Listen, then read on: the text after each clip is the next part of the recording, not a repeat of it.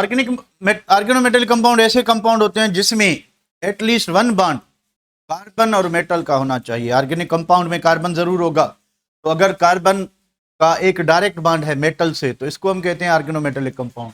तो organometallic compounds क्या होते हैं? Are defined as the organic compounds that possess at least one bond between carbon and a metal atom. कि carbon और metal atom के दरमियान एक बॉन्ड जरूर होना चाहिए। एग्जांपल में पहला है गिरगनार्ड रिएजेंट। अब गिरगनार्ड रिएजेंट में क्या होता है कि आर कोई भी अल्काइल ग्रुप, इसका बॉन्ड किसके साथ होगा? मैग्नीशियम के साथ। मैग्नीशियम का होगा हेलोजन के साथ। तो देखें एक बॉन्ड जो है कार्बन का डायरेक्ट है मेटल के साथ, तो गिरगनार्ड रिएजेंट एक ऑर्गेनोमेटेलिक कंपाउंड है। ठीक है। दूसरी बात, methyl cobalamin, it is a derivative of vitamin B. ठीक है। तो ये मिथाइल कोबाल्ट यानी इसमें जो है मेटल मौजूद है जो मिथाइल के साथ लगा होता है, और ये विटामिन बी इसका डेरिवेटिव होता है। दूसरी बात, डाई मिथाइल जिंक। अब डाई मिथाइल जिंक क्या होगा कि ये जिंक दो मिथाइल लगा दें CH3 2। ये डाई मिथाइल जिंक क्या होता है कि इंसेक्टिसाइड है। ठीक है। उसके बाद टेट्राइथाइलिड, ये हमने पढ़ा था कि नाक इनहिबिटर होता है पेट्रोलियम के अंदर, पेट्रोल के अंदर इसको डालते हैं तो ये या तो एंटी नॉकिंग होता है या फिर नॉकिंग को क्या करता है? रिड्यूस करता है। तो ये कुछ ऑर्गेनोमेटेलिक कंपाउंड्स हैं। तो हमने जो पढ़ना है दैट इज व्हाट, हमने पढ़ना है Grignard reagent. What is Grignard reagent? Grignard reagent जो है एक हाईली रिएक्टिव ऑर्गेनोमेटेलिक कंपाउंड होता है जिससे हम सवें हजारें दूसरे जो है ऑर्गेनिक कंपाउंड प्रिपेयर कर सकते हैं की रिएक्टिविटी ज़्यादा होने की वजह से। और इसकी हाई रिएक्टिविटी का जो रीज़न होता है that is nucleophilic carbon atom. Normally जो दूसरे फंक्शनल ग्रुप्स हैं उनमें कार्बन इलेक्ट्रोफिलिक होता है, और इस कंपाउंड में, इस रिएजेंट में जो कार्बन होगा वो न्यूक्लियोफिलिक होगा। अब क्योंकि कार्बन इतना ज़्यादा इलेक्ट्रोनेगेटिव नहीं है तो उसके ऊपर क्या आ रही है? Negative charge. तो वो इजीली इलेक्ट्रॉन क्या करेगा? लॉस करेगा, यानी क्या शो करेगा? वो न्यूक्लियोफिलिक प्रॉपर्टी शो करेगा। तो इसको प्रिपेयर कैसे करते हैं? आपके पास कोई भी अल्काइल हैलाइड होना चाहिए, मैग्नीशियम मेटल होना चाहिए, anhydrous ether. Anhydrous means water नहीं होना चाहिए, नो वाटर, वाटर ड्राई होना चाहिए।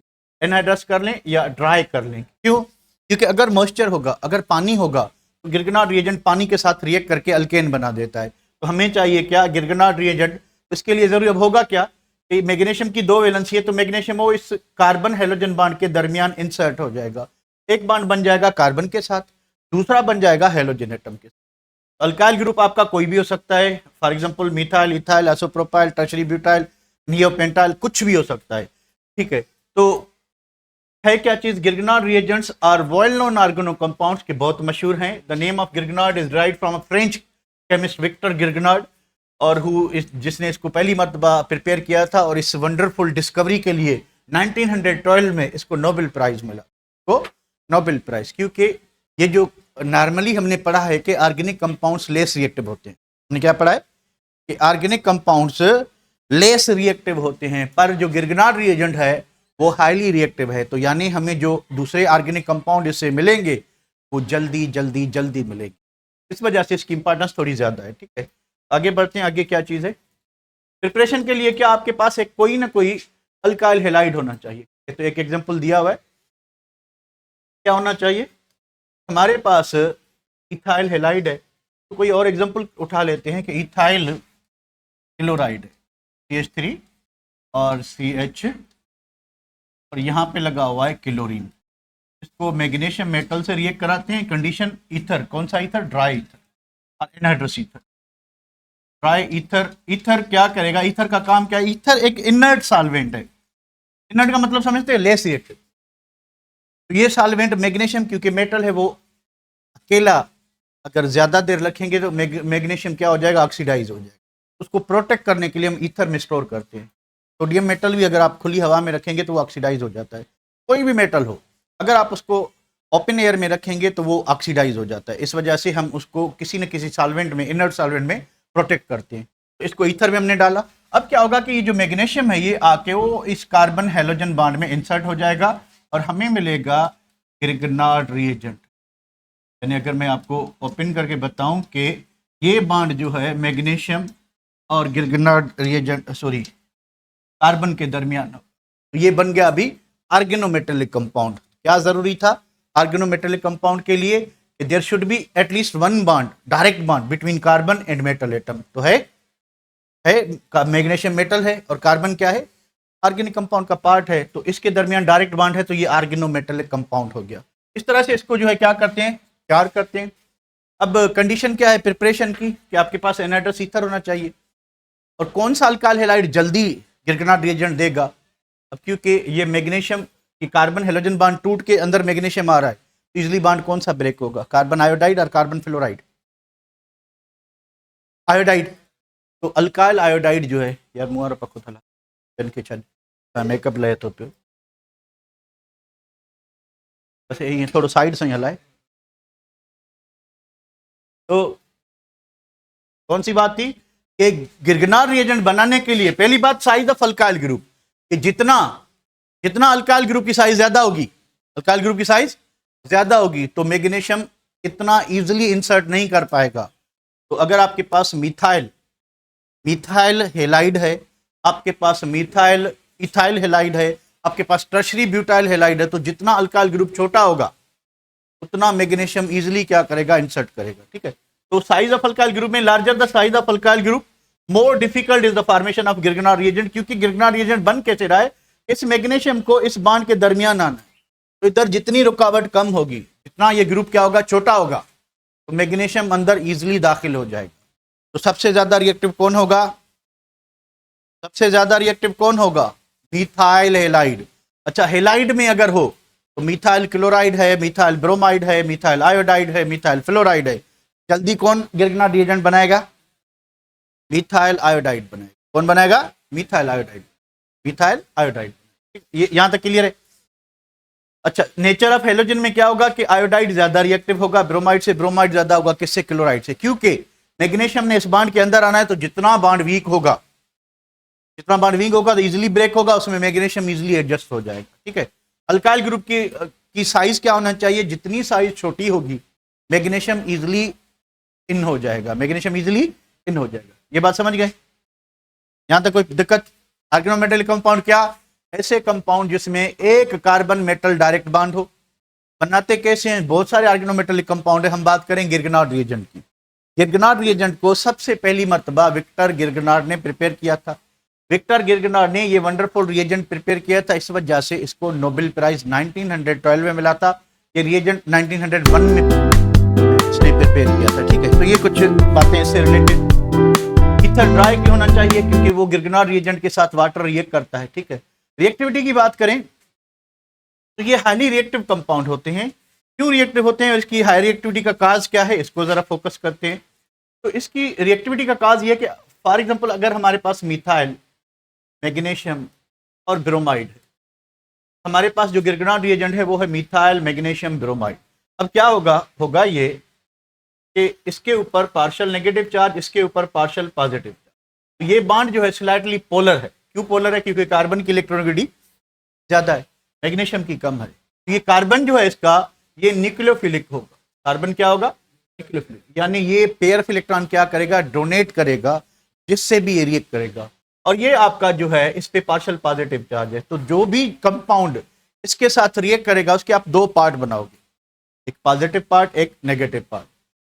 रिएजेंट के पॉजिटिव पार्ट पे कार्बन ऐड होगा, उसका जो नेगेटिव पार्ट होगा वो मैग्नीशियम के साथ जुड़ेगा। बस जितने भी रिएक्शंस हैं उसमें यही सिंपल फंडा है कि इस कंपाउंड में उस कंपाउंड का जो आप इसके साथ रिएक्ट करोगे उसका नेगेटिव पार्ट मैग्नीशियम के साथ जुड़ेगा, उसका पॉजिटिव पार्ट कार्बन के साथ। तो जितने भी रिएक्शंस हैं यही चीज आपने करनी है।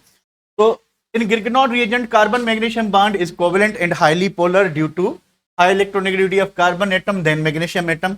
कार्बन पे पार्शियल नेगेटिव चार्ज आती है, which creates more electron density on the carbon of alkyl group. As a result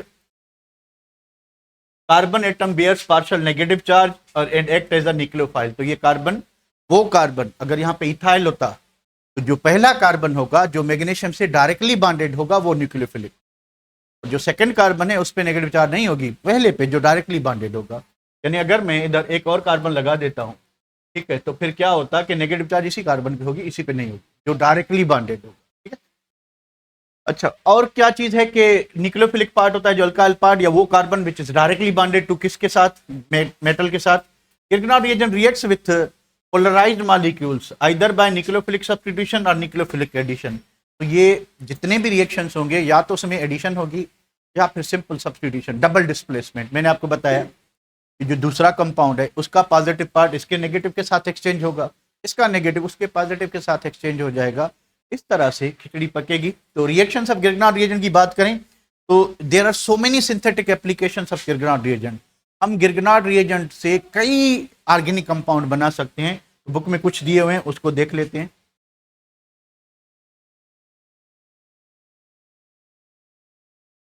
पहला जो रिएक्शन है, रिएक्शन विथ वाटर। तो हम जो बात कर रहे थे ना कि एनहाइड्रस ईथर होना चाहिए। क्यों होना चाहिए? क्योंकि वाटर से गिरगनाट रिएजेंट रिएक्ट करता है, वाटर से गिरगनाट रिएजेंट रिएक्ट करता है। चले ये हुआ है तो अपनी फील नहीं आएगी तो रिएक्शन कैसे हुआ, फील आने के लिए हम यहाँ पे रिएक्शन करवाते हैं कि मिथाइल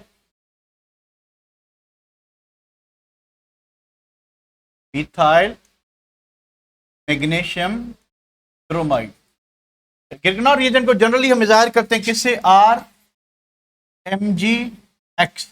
अब R आपका कोई भी ग्रुप हो सकता है, alkyl group. It could be methyl, it could be ethyl, it could be neopentyl, कुछ भी हो सकता है, ठीक है। सिमिलरली आपका हेलोजन जो है, it could be fluorine, bromine और आयोडीन, कोई भी हो सकता है, ठीक है। हमने यहाँ पे लिया है मिथाइल मैग्नीशियम ब्रोमाइड। तो हम इसका रिएक्शन करें किसके साथ? वाटर के साथ। बस आप एरो का कमाल देखना है आपने। Partial positive charge, partial negative charge, partial positive charge, partial negative charge. होगा क्या कि ये अपना इलेक्ट्रॉन देगा हाइड्रोजन को, OH अपना इलेक्ट्रॉन देगा मैग्नीशियम। जितने भी रिएक्शंस हैं, जितने भी रिएक्शंस हैं, सब में आपने जो रिएजेंट है वो पोलर होगा, उसको दो हिस्सों में डिवाइड करना इक्वली, पॉजिटिव पार्ट और नेगेटिव पार्ट। पॉजिटिव पार्ट पे हमेशा कार्बन जो मैग्नीशियम के साथ डायरेक्टली बॉन्डेड है, क्योंकि ये न्यूक्लियोफिलिक है, तो ये न्यूक्लियोफिलिक कार्बन इलेक्ट्रोफिलिक पार्ट पे अटैक करेगा और इसका न्यूक्लियोफिलिक पार्ट मैग्नीशियम पे अटैक करेगा। तो प्रोडक्ट क्या बनेगी? एक हाइड्रोजन, 3 हाइड्रोजन, मीथेन। और मैग्नीशियम के साथ पहले क्या लगा हुआ था? ब्रोमीन। अब क्या लगेगा? OH। This is the reaction. Simply जितने भी रिएक्शन है इसी तरह से कर। क्या करना है? Simply what you need to do, positive part पर नेगेटिव पार्ट ऐड कर दें, इस पॉजिटिव पर इसका नेगेटिव ऐड कर। तो ये पहला रिएक्शन यही था, reaction with water. The Grignard reagent reacts with water in acidic medium, it yields alkane. Alkane बनाएगा, ठीक है। तो अल्केन बना, कौन सा? मीथेन बना। तो हमने मिथाइल मैग्नीशियम ब्रोमाइड को जब वाटर से रिएक्ट कराया तो क्या हुआ कि इसका जो नेगेटिव पार्ट है हाइड्रोजन से और इसका जो नेगेटिव पार्ट है वो मैग्नीशियम से जुड़ गया। तो हमें ये प्रोडक्ट मिली। और क्या मिला? Magnesium hydroxy bromide. वहीं बंद कर। हाँ नहीं, बस मेकअप सुखिया। तो नेक्स्ट रिएक्शन है रिएक्शन विथ ईस्टर। तो देखते हैं ईस्टर के साथ ये क्या बनाएगा? कीटोन बनाएगा। तो इसको एक नजर इधर देख के फिर बोर्ड पे चलते हैं कि क्या होगा कि ये कार्बोनाइल ग्रुप। चलें बोर्ड पे आते हैं। Reaction with Easter, second reaction है रिएक्शन विथ ईस्टर। कोई भी ईस्टर लेते हैं, गिरगनाट रिएजेंट हमारा वही है, मिथाइल मैग्नीशियम और ब्रोमाइड। Methyl magnesium bromide. हमने यहाँ पे क्या लिया? एक ईस्टर लिया। ईस्टर में क्या होता है? चलिए कोई भी ईस्टर लेते हैं। तो हमारे पास है इथाइल एसीटेट। क्या ये है? दिखाई दे रहा है आपको? एक मरतबा देखें, इज इट इथाइल एसीटेट? क्या ये कंपाउंड है? CH3 COO CH3। सॉरी, ये मिथाइल एसीटेट है। क्या है? मिथाइल एसीटेट है। ईस्टर है, ईस्टर है। तो इस पे पार्शियल पॉजिटिव चार्ज, इस पे पार्शियल नेगेटिव, सॉरी इस पे पार्शियल नेगेटिव चार्ज। अब इस पे भी नेगेटिव होगी, इस पे भी नेगेटिव होगी, इस पे भी नेगेटिव होगी। जब देने की बारी आएगी तो कौन इलेक्ट्रॉन पेयर देगा? जो स्ट्रांग न्यूक्लियोफाइल होगा। तो क्या होगा? स्ट्रांग। तो कार्बन एक लेस इलेक्ट्रोनेगेटिव एलिमेंट है, इस पे भी नेगेटिव चार्ज। ब्रोमीन इससे ज्यादा इलेक्ट्रोनेगेटिव एलिमेंट है, इस पे भी नेगेटिव चार्ज। तो जब देने की बारी आएगी तो टाइटली बाउंड इलेक्ट्रॉन पेयर किसका होगा? ब्रोमीन का या ब्रोमीन का होगा टाइटली बाउंड इलेक्ट्रॉन पेयर, या कार्बन का? ब्रोमीन का। तो देगा कौन जल्दी? कार्बन देगा। तो कार्बन स्ट्रांग न्यूक्लियोफाइल है, तो जब देने की बारी आएगी तो कार्बन देगा, ठीक है। अब यहाँ पे देखें, इस कार्बन पे this carbon is directly bonded to what? Oxygen और this carbon is directly bonded to carbon, तो ये ज्यादा इलेक्ट्रॉन, अच्छा इसका एक बॉन्ड है ऑक्सीजन, इसके दो बॉन्ड है, तो ज्यादा पॉजिटिव चार्ज इस कार्बन पे होगी। अच्छा इसके तीन बॉन्ड है ना, दो बॉन्ड इसके साथ, एक बॉन्ड इसके साथ, ठीक है? तो अब क्या होगा कि ये कार्बन जो है वो इसके साथ बॉन्ड बनाएगा, और जैसे ये बॉन्ड बनेगा तो ये डबल बॉन्ड वाला टूट जाएगा, और डबल बॉन्ड टूट जाएगा तो ऑक्सीजन पे कौन सी चार्ज आएगी? नेगेटिव। ये जाके मैग्नीशियम पे चिपके, एक इंटरमीडिएट प्रोडक्ट बनेगी, डायरेक्ट प्रोडक्ट नहीं बनेगी, दो स्टेप में बनेगी। तो पहले ये मिथाइल गिरगनार्ड रिएजेंट वाला, उसके बाद ये कार्बन, इसके ऊपर क्या लगा हुआ है? इसके ऊपर है CH3, इसके नीचे क्या है? वो भी CH3, एक CH3 कार्बन CH3, और इसके साथ क्या लगा? ये कार्बन, ये कार्बन वो जो गिरगनार्ड रिएजेंट से आया, ठीक है? अब क्या हुआ? अब ये हुआ कि डबल बॉन्ड जो है वो टूट गया सिंगल बॉन्ड में, तो ऑक्सीजन पे कौन सी चार्ज आ गई? नेगेटिव। तो मैग्नीशियम पे कौन सी चार्ज थी? Positive, magnesium bromide. अब एसिडिक हाइड्रोलाइसिस का नेक्स्ट स्टेप, अगर हम यहाँ पे हाइड्रोलाइसिस करते हैं, वही चीज, positive part negative positive pay और नेगेटिव इस पॉजिटिव, क्या होगा? नहीं ऐसे नहीं होगा, क्या होगा? क्या होना चाहिए? ऑक्सीजन हमने नहीं लिखा, ठीक है? क्या होगा? इधर जो है आपका जो ग्रुप है वो है, तो यहाँ पे क्या है? OCH3। अब होगा क्या? इधर Br माइनस, अब होगा ये कि ये वापस डबल बॉन्ड हुआ, इधर बनाए, ये निकल जाएगा पूरा ग्रुप, ये ग्रुप निकल के किधर जाएगा? इस पे कौन सी चार्ज आएगी? नेगेटिव। ये मैग्नीशियम के साथ चिपकेगा, तो हमें क्या मिलेगा? एसीटोन। क्या मिलेगा? एसीटोन। कैसे मिलेगा? CH3 के बाद C, उसके बाद CH3 के बाद डबल बॉन्ड, एसीटोन मिला, और ये निकल गया कि इसके साथ मैग्नीशियम के साथ क्या बनाएगा? मैग्नीशियम ब्रोमीन ऑलरेडी लगा हुआ था, अब क्या लगेगा? OCH। इस रिएक्शन को एक मरतबा देख लें, बुक में देख लें, उसके बाद दोबारा आते हैं इधर। तो क्या हुआ कि ये जो कार्बन है न्यूक्लियोफिलिक कार्बन, ये इलेक्ट्रोफिलिक कार्बन पे चिपका, के साथ ये डबल बॉन्ड क्या होगा? टूटेगा। पहले ये एडिशन प्रोडक्ट बनी कि ये गिरगनार्ड रिएजेंट वाला मिथाइल, और ये कंपाउंड में ओरिजिनल था, और गिरगनार्ड रिएजेंट वाला पॉजिटिव पार्ट इधर, अब हाइड्रोलाइसिस होगी एसिडिक कंडीशन में, तो इधर वाटर नहीं लगा हुआ, लगा दें, तो इसका जो पॉजिटिव है इसके नेगेटिव से जुड़ जाएगा, और यहाँ पे बना डबल बॉन्ड, और ये जो नेगेटिव पार्ट यहाँ से रिलीज होगा, ये किसके साथ? इसके साथ बनेगा, ठीक है? तो हमारे पास ये प्रोडक्ट मिलेगा। तो हमें क्या मिलेगा? हमें मिलेगा एसीटोन, मिलेगा एसीटोन। यहाँ पे भी हमें क्या मिला है? तो acetone is our final product. के बाद ये साइड प्रोडक्ट है। उसके बाद क्या, कौन सा रिएक्शन है? Reaction with carbon dioxide, carboxylic acid मिलेगा आपको। अब देखें, पहले अल्केन मिला, अल्केन, ये रिएक्शन थोड़े शार्ट कर दिए इन्होंने।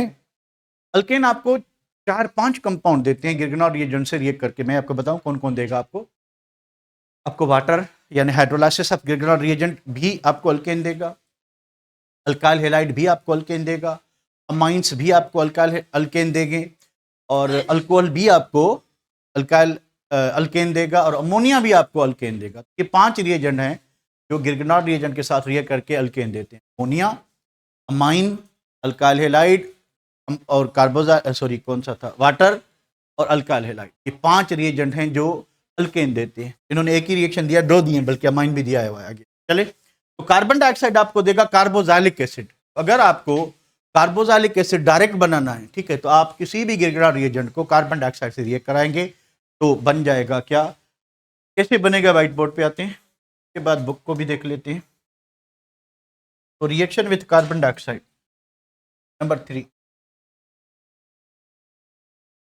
रिएक्शन विथ कार्बन डाइऑक्साइड और फॉर्मेशन ऑफ कार्बोक्सिलिक एसिड कह लें, फॉर्मेशन ऑफ कार्बोक्सिलिक एसिड। ये एसिडवा बनेगा, कैसे बनेगा ये देखते हैं। अब होगा क्या? आपके पास है मिथाइल, के पास है मैग्नीशियम, उसके पास है ब्रोमीन। अब यहाँ पे हमारे पास है कार्बन डाइऑक्साइड। कार्बन डाइऑक्साइड में कार्बन पे कौन सी चार्ज? Partial positive. कौन सी चार्ज? Partial negative. कौन सी चार्ज? Partial negative. कौन सी चार्ज? Partial negative. कौन सी चार्ज? पॉजिटिव। ठीक, तो ये नेगेटिव कार्बन इस कार्बन के साथ बॉन्ड बनाएगा, ये बॉन्ड टूट जाएगा। वही सीन होगा जैसे में हुआ था, ठीक है। अब क्या हो, कार्बन को इसके साथ जोड़ दें तो CH3 C double bond O, ये वाला जो डबल बॉन्ड है ये प्रिजर्व रहेगा, ये टूट जाएगा किसमें, O माइनस, इस पे कौन लगेगा, मैग्नीशियम। मैग्नीशियम गिरगनाट रिएजेंट वाला इधर आ गया Br। अब आप इसकी कर लें हाइड्रोलाइसिस, बताएं क्या बनेगा, प्लस माइनस वही डबल डिस्प्लेसमेंट रिएक्शन, इसका जो नेगेटिव है इसके पॉजिटिव के साथ, इसका जो नेगेटिव है इसके पॉजिटिव के साथ, कार्बोक्सिलिक एसिड बन जाएगा, acetic acid CH3 double bond OH plus magnesium के पास ब्रोमीन पहले लगा था, अब वाटर वाला OH आएगा। क्लियर। तो जब भी आप कार्बोक्सिलिक एसिड बनाना चाहते हैं तो आप किसी भी गिरगनाट रिएजेंट को कार्बन डाइऑक्साइड से रिएक्ट कराएंगे, एक कार्बन एडिशन वाला, ज्यादा कार्बन वाला कार्बोक्सिलिक एसिड मिलेगा। क्यों, कि carbon dioxide become the part of the carboxylic. तो अगर आप इथाइल मैग्नीशियम ब्रोमाइड यूज करोगे तो आपको प्रोपायोनिक एसिड मिलेगा, अगर आप मिथाइल ब्रोमाइड यूज करोगे तो आपको एसिटिक एसिड 2 कार्बन वाला मिलेगा, अगर आप ब्यूटाइल करोगे तो आपको वेलरिक एसिड 5 कार्बन वाला। ये सिंपल सा फंडा अपने जहन में रखना है। अब बुक में नहीं दिया हुआ, अगर आपके पास अल्डिहाइड हो या कीटोन हो तो फार्मल्डिहाइड, खाली फार्मल्डिहाइड, खाली फार्मल्डिहाइड आपको प्राइमरी अल्कोहल देगा, और कोई भी और अल्डिहाइड जो फार्मल्डिहाइड ना हो वो आपको सेकेंडरी अल्कोहल देगा, और कीटोन आपको टर्शरी अल्कोहल देगा जब आप इसको क्या करोगे, गिरगनाट रिएजेंट से रिएक्ट कराओगे। कार्बोनाइल कंपाउंड जितने भी हैं वो आपको अल्कोहल्स देंगे, तो अल्केन्स भी बन रहे हैं, अल्कोहल्स भी बन रहे हैं, कार्बोक्सिलिक एसिड भी, कार्बोक्सिलिक एसिड भी, ठीक है, किससे, गिरगनाट रिएजेंट। एक रिएक्शन कर लेता हूँ, तो एक रिएक्शन वैसे है नहीं बुक में, कर लेते हैं हम, कोई बात नहीं। तो मिथाइल मैग्नीशियम ब्रोमाइड, इसको हम मान लें फार्मल्डिहाइड के साथ रिएक्ट करवाते हैं। फार्मल्डिहाइड कोई रिएक्शन होगा बिल्कुल ऊपर वाले की तरह, क्या होगा, पार्शियल पॉजिटिव नेगेटिव चार्ज लगाएं और आपको कौनी बात समझ आ जाएगी, पॉजिटिव नेगेटिव। तो ये कार्बन किसके साथ जुड़ेगा, इसके साथ, ये डबल बॉन्ड टूटेगा और ये किसके साथ जुड़ेगा, मैग्नीशियम के साथ। मुझे बताएं क्या बनेगा, मिथाइल, मिथाइल के साथ क्या लगा हुआ है, कार्बन, ये वाला, इसके साथ 2 हाइड्रोजन, 2 हाइड्रोजन O माइनस, यहाँ पे क्या लगा, मैग्नीशियम Br। अब करा दो हाइड्रोलाइसिस, क्या बनेगी, वाटर से रिएक्ट करा दो, क्या बनेगा, प्राइमरी अल्कोहल। देख लें क्या बनेगा, ये नेगेटिव है, इसका पॉजिटिव क्या होगा, इथाइल अल्कोहल, नेगेटिव इसका पॉजिटिव इथाइल अल्कोहल, प्लस बाकी वही फंडा, ये वाला मैग्नीशियम के साथ ब्रोमीन था, अब OH वाला लगा। तो अगर आपके पास फार्मल्डिहाइड, अगर मैं इधर CH3 कर दूं तो एसिटल्डिहाइड, ये 3 कर दूं तो एसिटल्डिहाइड, यहाँ पे CH3 लगा दे, सेकेंडरी अल्कोहल बन जाएगा, सेकेंडरी अल्कोहल। अगर मैं यहाँ पे कीटोन कर दूं CH3, ठीक है, तो यहाँ पे एक और CH3 लगा दो तो ये टर्शरी अल्कोहल बन जाएगा। एक ही तरह का रिएक्शन होगा कि अगर आप फार्मल्डिहाइड यूज करते हो तो आपको प्राइमरी अल्कोहल मिलेगा, अगर आप कोई भी और अल्डिहाइड यूज करते हो तो आपको सेकेंडरी अल्कोहल मिलेगा, अगर आप कीटोन यूज करते हो तो आपको टर्शरी, ठीक है। तो ये रिएक्शंस अभी इस बुक में नहीं है, तो मैंने आपको बस आइडिया दे दिया कि ये इस तरह से हो सकते हैं। दूसरी बात, व्हाट इज द दूसरी बात,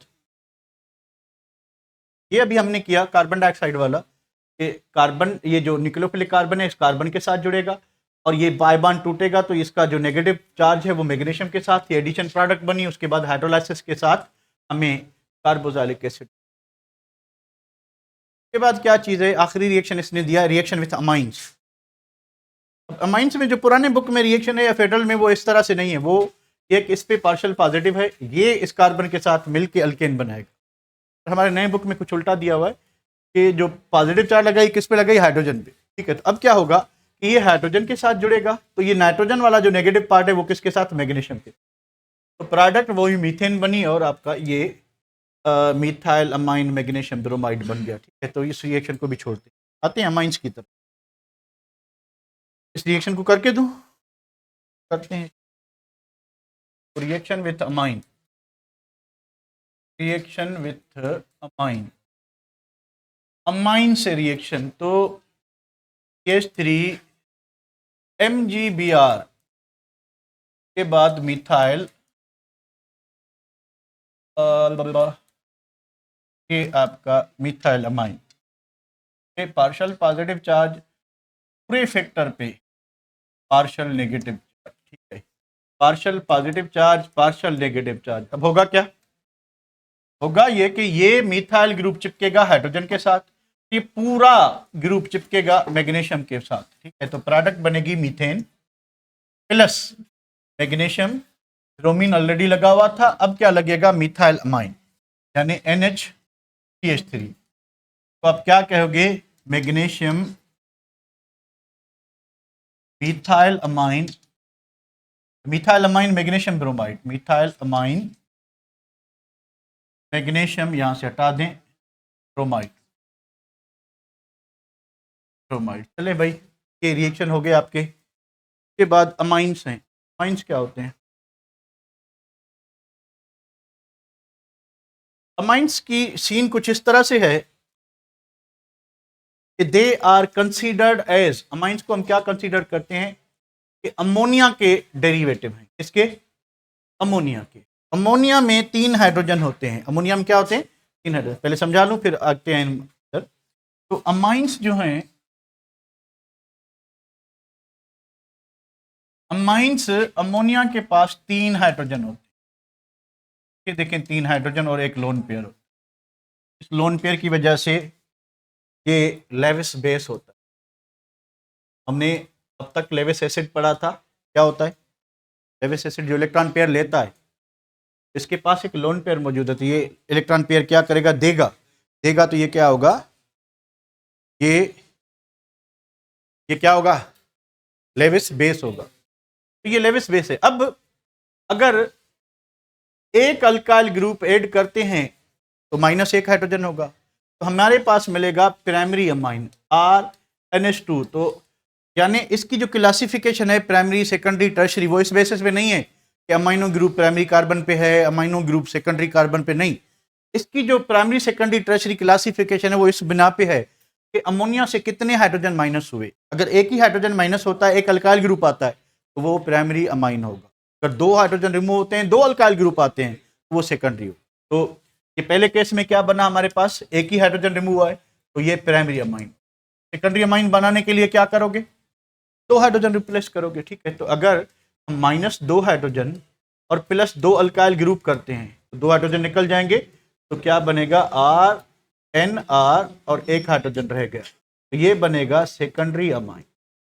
तो इसी तरह से आप बता सकते हो फिर टर्शरी कैसे बनेगा, 3 हाइड्रोजन रिप्लेस करेंगे, ठीक है, और 3 अल्काइल ग्रुप लगाएंगे, तो -3 हाइड्रोजन और +3 अल्काइल ग्रुप, ठीक है। तो नाइट्रोजन, अल्कायल, अल्कायल और अल्कायल, ठीक है। तो इसको हम कहेंगे टर्शरी अमाइन। तो नॉर्मली हमने क्या देखा था अल्कोहल्स में, अल्काइल हैलाइड में, attachment of OH group and attachment of halogen atom. अगर हेलोजन एटम प्राइमरी कार्बन पे था तो हम प्राइमरी अल्काइल हैलाइड कह रहे थे, अगर OH एटम टर्शरी कार्बन पे था तो हम टर्शरी अल्कोहल कह रहे थे।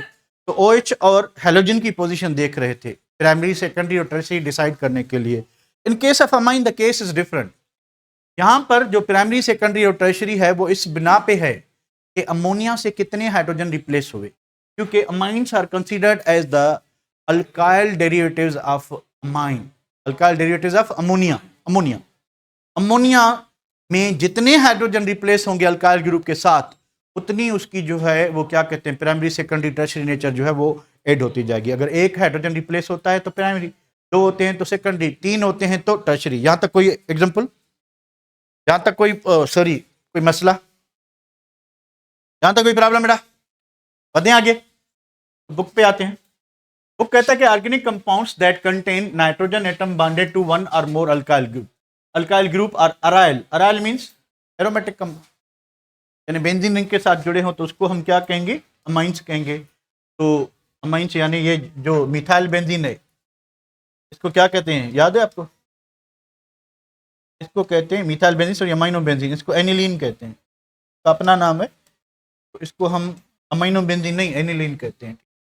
तो NH2 ग्रुप जो है या नाइट्रोजन जो है वो डायरेक्टली बॉन्डेड होना चाहिए। अगर खाली नाइट्रोजन बॉन्डेड है तो अल्काइल ग्रुप कितने होंगे, 3 होंगे, तो क्लासिफिकेशन में क्या आएगा, टर्शरी आएगा।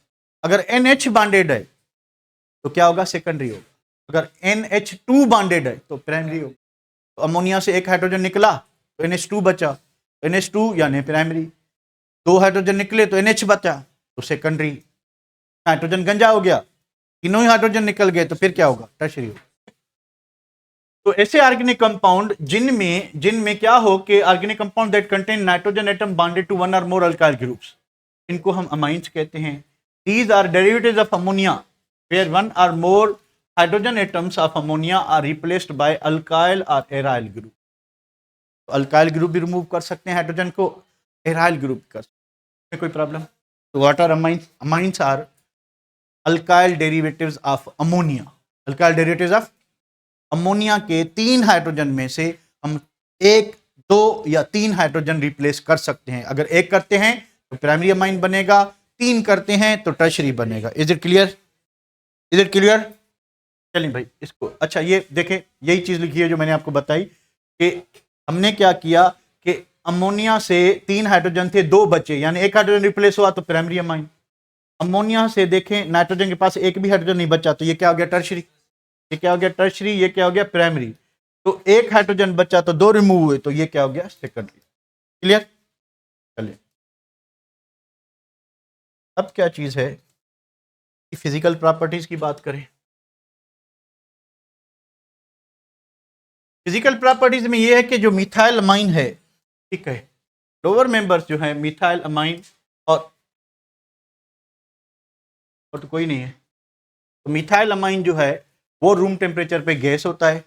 बाकी इथाइल से लेके आगे वाले लिक्विड है, फिर हायर वाले क्या होंगे, सॉलिड होंगे। तो यहाँ पर जो सिर्फ मिथाइल अमाइन के लिए लिखा हुआ है कि ये गैस है, बाकी इथाइल अमाइन आपका जो है कि क्या होगा, लिक्विड होगा, इससे ज्यादा। और कलर और ऑर्डर की बात करें कि मोस्टली दे आर कलरलेस, इसका कोई रंग नहीं होता पर बदबू जरूर होती है। तो ये जो ट्राई मिथाइल अमाइन की बात की कि ये जो हम घर में फिश लाते हैं फिर सारे घर में बदबू हो जाती है, अगर थोड़ी देर रखें तो और ज्यादा बदबू फैल जाती है। तो this is due to evolution of tri methyl amine. के ट्राई मिथाइल अमाइन जो है फिश की डिके से बनता है, यानी मछली पड़ी हुई है फिश घर में, वो जैसे जैसे खराब होती जाएगी तो ये ज्यादा सीक्रेट होता जाएगा। उसकी जो बदबू होती है उसका जो मेन रीजन है that is the presence of tri methyl amine. ये लिखा हुआ है बुक में। Mostly they are colourless. के बाद क्या चीज है कि ऑर्डरलेस, एक मच्छर, तो कलरलेस विथ अनप्लेन्ड स्मेल, ना बर्दाश्त करने जैसी जो है उसकी खुशबू होगी, खुशबू तो नहीं बदबू होगी, ठीक है। For example try methyl amine has strong fishy order, मछली जैसी बदबू होगी, found in decaying fish and other organic matter. तो यानी इनकी जो खुशबू है कोई अच्छी नहीं होती, खास अच्छी नहीं होती, सूंघने जैसी नहीं होती। अगर आप कपड़ों पे लगा के घूमते हैं लोग समझेंगे आप मछली बेचते हो, जी बाबा। तो आपने जो घर में खाई थी फिश, उसमें अभी भी थी क्या? आप जो घर में फिश खाते हैं उसमें अभी भी बदबू होती है क्या पता खाने के बाद? हीटिंग से उड़ गई, गैस है ना, वोलेटाइल है, निकल गई। या ये जो बदबू आएगी आपको खराब होने के बाद, खराब होने से पहले तो बदबू नहीं होती। घर जाके ज़ाहिर है धोते हो या नहीं धोते? सॉल्युबिलिटी की बात करें तो नाइट्रोजन में जो अमाइंस हैं ये हाइड्रोजन बॉन्ड बना सकते हैं। नाइट्रोजन में जो अमाइंस हैं वो हाइड्रोजन बॉन्ड बना सकते हैं। अब जितने आप हाइड्रोजन ज्यादा रिमूव करते जाओगे तो सॉल्युबिलिटी कम होती जाएगी, सॉल्युबिलिटी कम, यानी प्राइमरी अमाइन में जितना छोटा अमाइन होगा, यानी मिथाइल अमाइन जो है वो ज्यादा से ज्यादा सॉल्युबल हो। मिथाइल अमाइन क्योंकि पानी से डायरेक्ट कांटेक्ट, जब तक कांटेक्ट नहीं होगा तो तब तक डिजोल्व नहीं होंगे, क्योंकि जो सॉल्यूट और सॉल्वेंट है जब तक एक दूसरे में से इंटरेक्ट नहीं करेंगे तो तब तक क्या होंगे, डिजोल्व नहीं होंगे। तो methyl amine solubility, amines are soluble in water, their solubility decreases with increase in non-polar hydrocarbon chain। तो मिथाइल अमाइन सबसे ज्यादा soluble होगा as compare to ethyl amine. Ethyl ज्यादा होगा प्रोपाइल से, प्रोपाइल ज्यादा होगा किससे, ब्यूटाइल से। और अगर आप प्राइमरी और सेकेंडरी की बात करते हैं तो इथाइल अमाइन है और आपके पास डाई इथाइल अमाइन है, ठीक है, तो ज्यादा soluble कौन होगा, इथाइल अमाइन। यानी जितना छोटा और जितने कम अल्काइल ग्रुप होंगे उतनी solubility क्या होगी, ज्यादा होगी।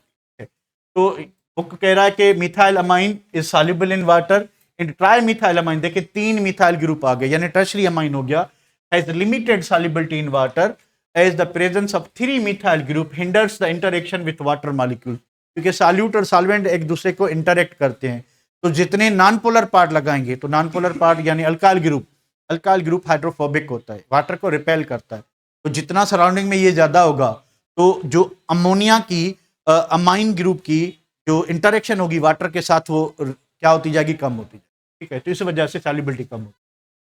बॉइलिंग पॉइंट की बात करें मेल्टिंग और बॉइलिंग पॉइंट की, तो अमाइंस में हाइड्रोजन बॉन्ड होता है। अमाइंस में क्या होता है, हाइड्रोजन बॉन्ड। तो हाइड्रोजन बॉन्ड जो है उसकी वजह से इसकी बॉइलिंग पॉइंट अल्केन से ज्यादा होगी, अल्केन से ज्यादा होगी। क्यों? क्योंकि इसमें ये पोलर हैं और इनमें क्या मौजूद है, हाइड्रोजन बॉन्ड।